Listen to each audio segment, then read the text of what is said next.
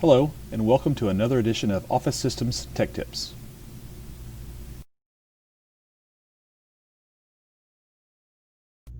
One of the more common calls we receive is the machine has paper in it, but it's telling me that it doesn't have any paper in it. So this is a common occurrence.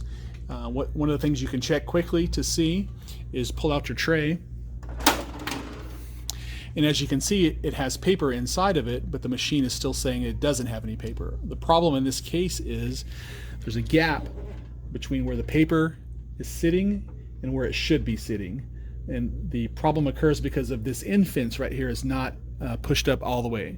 So how you can fix that is just slide your paper stack over and then squeeze that guy in there and then butt it up against there so that the paper is touching the side here. You don't want to put too much pressure on this to where it buckles. That'll cause problems. The second thing you don't want to do is you don't want to store extra paper on this side. It looks like the perfect spot for some extra paper, but that's not what that spot is for.